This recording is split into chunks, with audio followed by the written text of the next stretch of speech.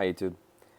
Dudist Guru here. I decided today was the day that I start the feel-good, spirituality, psychology-related videos that I always wanted to make.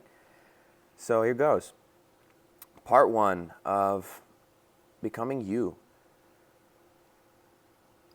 I just had a long conversation with my brother about a few things kind of plaguing humanity and the way we build our foundations that eventually affect how we feel over the course of our lives.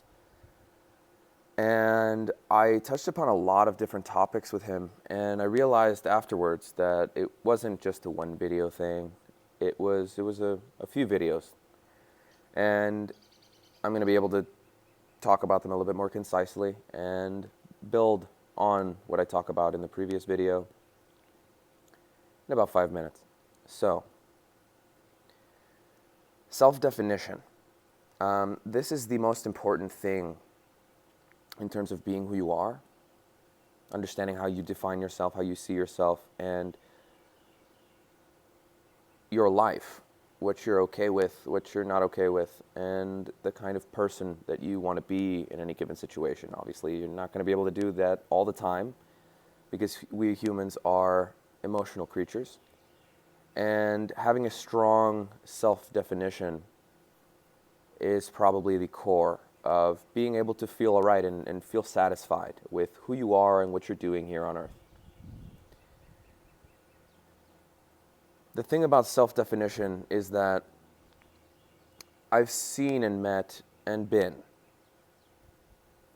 too many people that lie to themselves.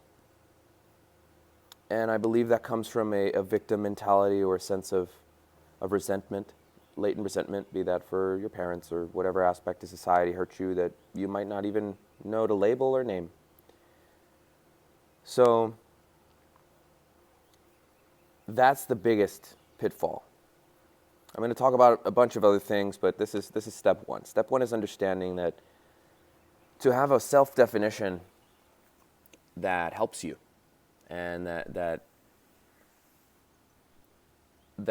lets you evolve and grow, you have to have a valid self-definition. And by valid, I mean true.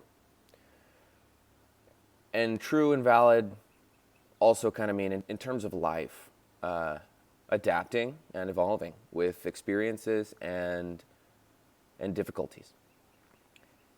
So the basic thing that you need to understand about how you view yourself is that you cannot hide anything from yourself. You have to embrace your mistakes. You have to understand why you made them. And you also have to understand that things that other people have possibly told you are bad about you, maybe you don't care about that. And say you don't have money when you're like 30 and you're an artist and you're here to be an artist and that's what you want to do. And maybe your parents don't like that. But that doesn't mean at all that them telling you you're wasting your life has to affect you. If you've defined yourself as an artist and that's what you're going to do, then more power to you. Smile back and say, well, thanks, Mom and Dad, for your opinion, but I am who I am, and I'm proud of that.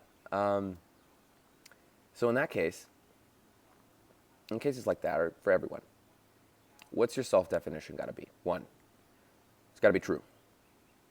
It's got to be true. It's got to be based on concrete beliefs that you could explain if asked about them. If you can't explain them, you're not there, really. If you can't explain something that you believe and explain why you believe it, you're not there yet. You don't actually believe it yet. You just kind of want to. The second thing is that this self-definition cannot be closed. It must be open. You have to be open to experience, open to life. Life is a jumble of infinity, and you never know what you're going to run into. So you always have to be ready to learn. You always have to be ready to experience, and you have to be ready to accept other perspectives, other people's points of view. Not everything anyone tells you is going to be positive.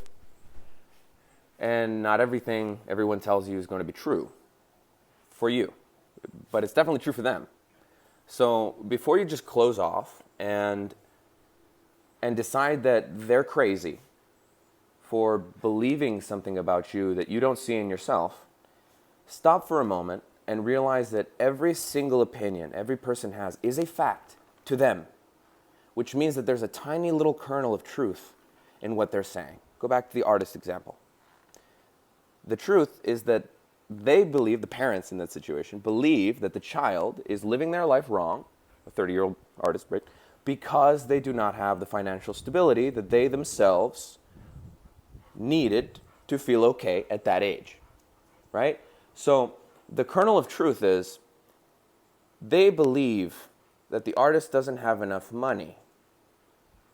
And how's the artist going to grow from that and take that? Well, they take it and say, oh, so that's really what my parents are saying. I'm not wasting my life, and they're not saying I'm evil or anything. They just think I should have more money because they would feel uncomfortable in my situation. But oh, wait, I feel comfortable in my situation, which means that I have now grown by being open to my parents' opinion and realizing that I'm okay without the level of money that they're okay with or that they wouldn't be okay without.